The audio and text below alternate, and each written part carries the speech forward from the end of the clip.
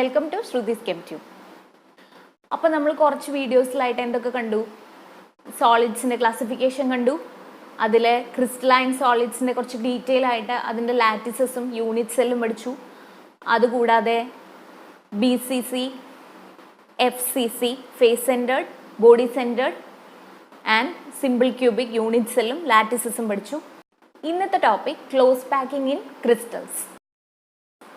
അപ്പോൾ നമ്മൾ പറഞ്ഞു ക്രിസ്റ്റലൈൻ സോളിഡ്സിൽ എന്താണ് എല്ലാ കോൺസ്റ്റിറ്റ്യൂവൻറ്റ് പാർട്ടിക്കിൾസിനെയും ഓർഡർലി അറേഞ്ച് ചെയ്ത് വെക്കും എന്ന് പറഞ്ഞു. ഓക്കെ, ഇനി നമ്മൾ കോൺസ്റ്റിറ്റ്യൂവൻറ്റ് പാർട്ടിക്കിളിനെ ഒരു ഹാർഡ് സ്ഫിയർ ആയിട്ട് കൺസിഡർ ചെയ്യാണ്. Constituent particle is considered as A hard sphere of identical size. ഇതൊരു കോൺസ്റ്റിറ്റ്യൂവൻറ്റ് പാർട്ടിക്കിളാണ്, ഒരു സ്ഫിയർ ഷേപ്പിലുള്ള കോൺസ്റ്റിറ്റ്യൂവൻറ്റ് പാർട്ടിക്കിളാണ്.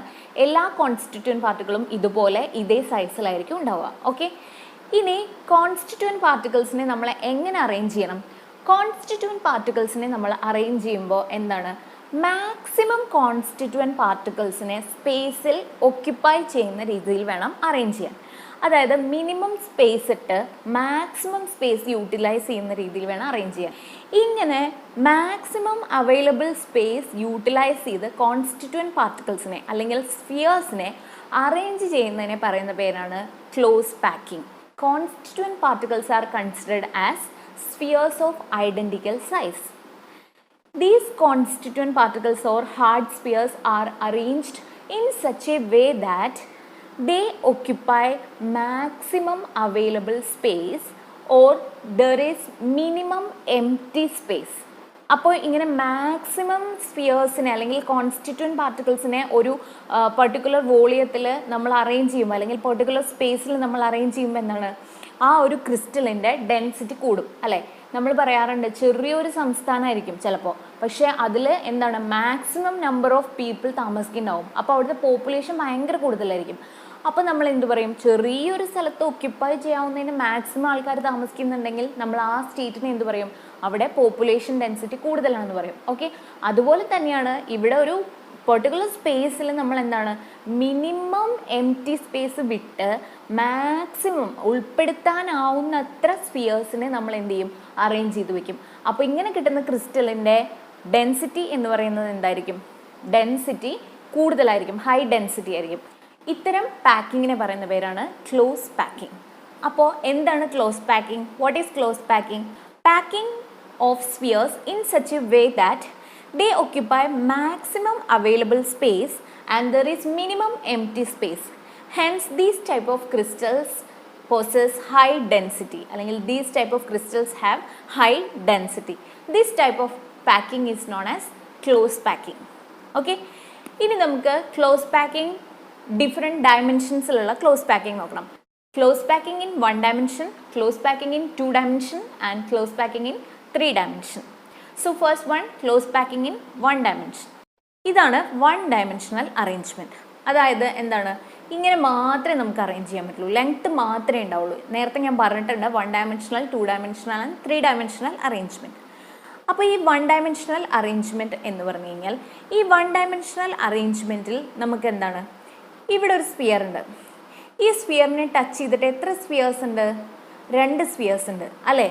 അപ്പോൾ ഇവിടുത്തെ number of nearest neighbours of this sphere എന്ന് പറയുന്നത് 2ആണ്, അല്ലെങ്കിൽ നമ്പർ ഓഫ് ടച്ചിങ് സ്ഫിയേഴ്സ് എന്ന് പറയുന്നത് 2ആണ്. ഈ നമ്പർ ഓഫ് ടച്ചിങ് സ്ഫിയേഴ്സിനെ പറയുന്ന പേരാണ് കോർഡിനേഷൻ നമ്പർ, അല്ലെങ്കിൽ നമ്പർ ഓഫ് നിയറസ്റ്റ് നെയ്ബേഴ്സിനെ പറയുന്ന പേരാണ് coordination number. So what is coordination number? The number of nearest neighbours or number of touching spheres of any constituent particle is known as coordination number. അപ്പോൾ 1 dimensional close packing or close packing in 1 dimensionൽ നമുക്ക് coordination number എത്ര കിട്ടും? 2 കിട്ടും. Okay, second one close packing in 2 dimensional. 2 dimension എന്ന് പറഞ്ഞാൽ എന്താ, ഈ ഒരു ലെയറിൻ്റെ മുകളിലായിട്ട് നമ്മൾ എന്ത് ചെയ്യും, ഡിഫറെൻറ്റ് ലെയേഴ്സ് അറേഞ്ച് ചെയ്ത് പോകുന്നതാണ് 2 dimensional close packing or close packing in 2 dimension. Okay, ഈ ക്ലോസ് പാക്കിംഗ് ഇൻ 2 dimension നമുക്ക് 2 തരത്തിൽ ചെയ്യാൻ പറ്റും. Okay, close packing in 2 dimensions can be done in 2 ways. അതിൽ ഫസ്റ്റ് വേ എന്ന് പറയുന്നത് ഈ ഒരു ലെയറിൻ്റെ ജസ്റ്റ് എബോ ആയിട്ട് നമ്മൾ എന്ത് ചെയ്യുക, സെക്കൻഡ് ആൻഡ് തേർഡ് ലെയർ ഇങ്ങനെ വെച്ച് പോവുക. തേർഡോ ഫോർത്തോ എത്ര ലെയേഴ്സ് ആണെങ്കിലും ഈ ഒരു ലെയറിൻ്റെ ജസ്റ്റ് എബോ ആയിട്ട് വെച്ച് പോവുക. അതായത് ഈ സ്ഫിയേഴ്സിനെ ടച്ച് ചെയ്യുന്ന രീതിയിൽ നമ്മൾ എന്ത് ചെയ്യുക, നെക്സ്റ്റ് ലെയർ വെച്ച് പോവുക. ഓക്കെ, ഈ ഒരു സ്ഫിയേഴ്സിനെ ടച്ച് ചെയ്യുന്ന രീതിയിൽ നെക്സ്റ്റ് ലെയേഴ്സ് വെച്ച് പോവാം. അപ്പോൾ നമുക്ക് ഇങ്ങനൊരു അറേഞ്ച്മെൻറ്റ് കിട്ടും. ഈ ഒരു ലെയറിലെ പാർട്ടിക്കിൾസിനെ ടച്ച് ചെയ്യുന്ന രീതിയിൽ സെക്കൻഡ് ലെയർ വെക്കാം, സെക്കൻഡ് ലെയറിലെ പാർട്ടിക്കിൾസിനെ ടച്ച് ചെയ്യുന്ന രീതിയിൽ തേർഡ് ലെയർ വെക്കും. ഓക്കെ, അപ്പോൾ ഇത് എ ടൈപ്പ് ആണെങ്കിൽ ഇതും എന്ത് ടൈപ്പാണ്, എ ടൈപ്പാണ്.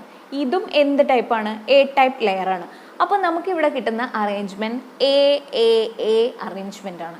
ഓക്കെ, ക്ലോസ് പാക്കിംഗ് ഇൻ 2 ഡയമെൻഷൻസിൽ എന്താണ്, ഓരോ റോ ഈ ഫസ്റ്റ് റോയിനെ ടച്ച് ചെയ്യുന്ന അതേപോലെ, അല്ലെങ്കിൽ ഫസ്റ്റ് റോ അറേഞ്ച് ചെയ്തതിന് ജസ്റ്റ് എബോ ആയിട്ട് സെക്കൻഡ് റോ വെച്ചു, സെക്കൻഡ് റോയുടെ ജസ്റ്റ് എബോ ആയിട്ട് തേർഡ് ലെയർ വെച്ചു.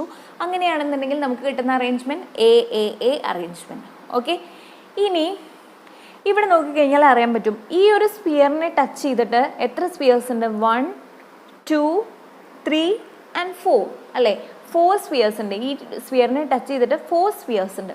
അപ്പോൾ ഇവിടുത്തെ കോർഡിനേഷൻ നമ്പർ എത്രയാണ്, 4 ആണ് അല്ലേ. നമ്പർ ഓഫ് ടച്ചിങ് സ്ഫിയേഴ്സ് എന്ന് പറയുന്നത് 4 ആണ്. So coordination number in 2 dimensional close packing എന്താണ്, 2 ഡയമെൻഷണൽ ക്ലോസ് പാക്കിങ്ങിൽ എ ടൈപ്പിൽ നമുക്ക് കിട്ടിയത് എത്രയാണ്, coordination number is equal to 4. ഇനി വേറൊരു കാര്യം നോക്കാം. ഈ ടച്ചിങ് സ്ഫിയേഴ്സിൻ്റെ സെൻറ്ററുകൾ നമ്മളൊരു ലൈൻ വെച്ച് യോജിപ്പിക്കുകയെന്ന് വിചാരിക്കാം.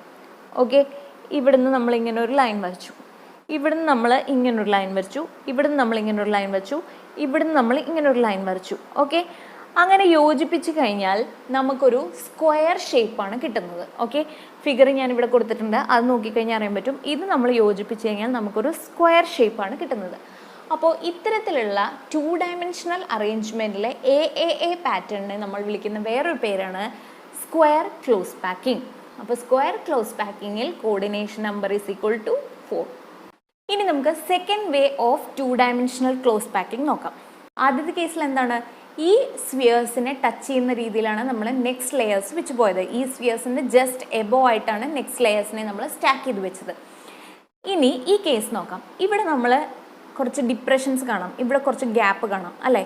ഇനി നമ്മൾ നെക്സ്റ്റ് വേയിൽ നമ്മൾ ചെയ്യുന്നത് എന്താണെന്ന് വെച്ച് കഴിഞ്ഞാൽ, ഇവിടെ ഈ ഡിപ്രഷൻസിലാണ് നെക്സ്റ്റ് ലെയറിലെ പാർട്ടിക്കിൾസിനെ നമ്മൾ അറേഞ്ച് ചെയ്യുന്നത്.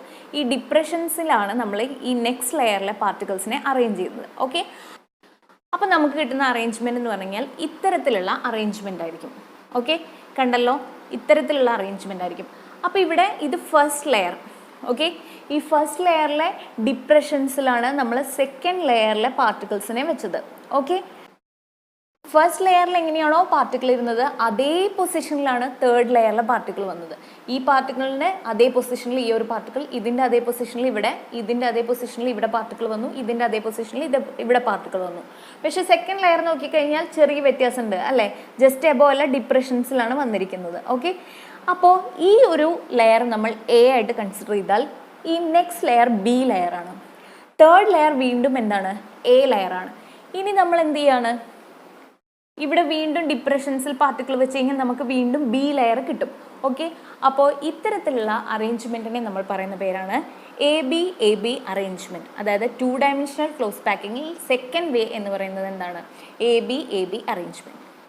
ഇനി നിങ്ങൾ നോക്കുക, ഈ ഒരു സ്ഫിയറിനെ ടച്ച് ചെയ്തിട്ട് എത്ര സ്ഫിയേഴ്സ് വരുന്നുണ്ട്, 1 2 3 4 5 6.